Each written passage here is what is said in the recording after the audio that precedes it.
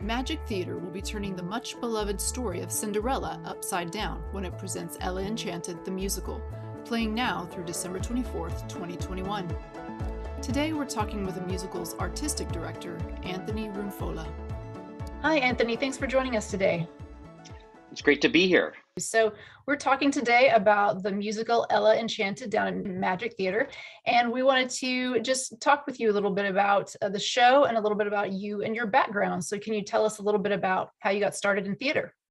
Sure. Well, I actually started in high school. I took a class called Technical Theater when I was a sophomore in high school because I knew that if you took that class, you got to pick the music at the all-school assemblies. And so it seemed like a great way to get out of class and listen to music. But I fell in love with it and stuck with it throughout the rest of high school. Went to college for it as well, and I've been working in it, since about professionally since 1999. So about 20, over 20 years now. Tell us a little bit about the storyline and where it comes from.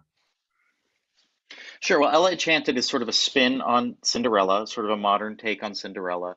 It's about a young girl named Ella, who is a fussy baby, and her fairy godmother shows up one day to help her mother and gives her the gift of obedience. So she says, "Stop crying," and the baby stops crying. Unfortunately for Ella, that kind of goes with anything that she's told to do. She has to do. If she's commanded, she has to do it. So, as you can imagine, that can be pretty challenging to grow up that way. And so Ella takes it upon herself to find her voice and goes out into the world to try to reverse the spell. And along the way has lots of adventures with ogres. She has to dodge giants, but all in service of finding her own voice. So I know that back in 2004, there was a movie starring Anne Hathaway of the same name. Is that a very similar storyline to what you guys are doing at Magic Theater?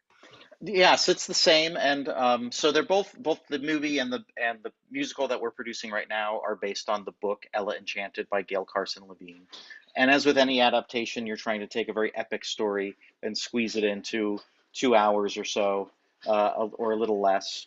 And so you lose a lot. I've been told that if there are fans of the book who just do not like the movie at all, and there are fans of the movie who don't really like the book as much, and now there's a musical to throw into that mix too. So, but we would when I'm directing an adaptation, I usually keep the book close by. I try not to look at the source material too much because it does start to veer off, and you can't really, use that. And sometimes you get disappointed too. You think, oh, why did they put this into the play? Why isn't this scene in the play, or why isn't this character in the play?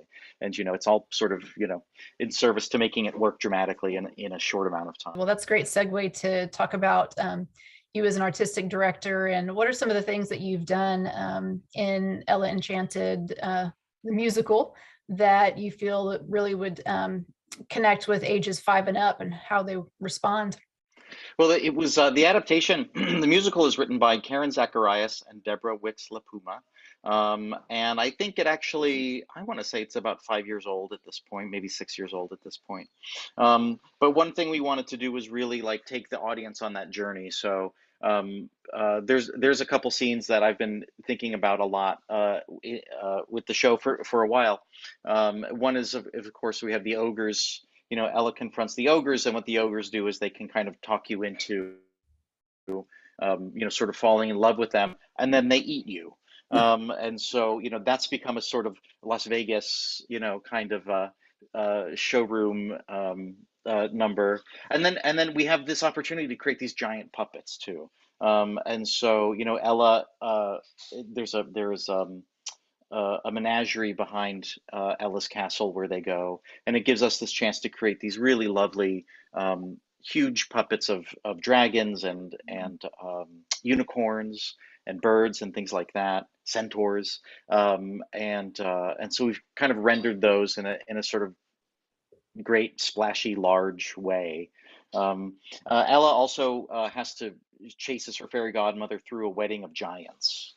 Mm. And so you'd have to. I'm not going to say too much more about that. You have to come see the show to see how we do that. Magic Theater is primarily put on by locals. Can you tell us a little bit more about that? Yeah, so Magic Theater was founded in 1994 by a man named Richard Rosen, and it has always been a home for artists in San Antonio. Um, so when we produce a main stage season of shows, usually 5 or 6 plays and musicals every year, that is generally, I would say, 90% staffed with San Antonio actors, designers, uh, directors. But Magic also goes on tour. Some of these shows will tour to schools throughout San Antonio and Bexar County and the state of Texas. Honestly, we have that kind of reach as well. We have artist in residency programs where we send artists right into the schools to work with students, and we also have our academy program, classes in academy. So for kids that want to learn drama skills and work on producing a play and learn what goes on to producing a play, we have that type of programming as well. Oh, that's fantastic. So Ella Enchanted, while maybe not a typical holiday performance, is a lovely way to spend the holidays with your family. To get out and see some live theater and hear some beauty. There's absolutely beautiful voices. The cast is top notch.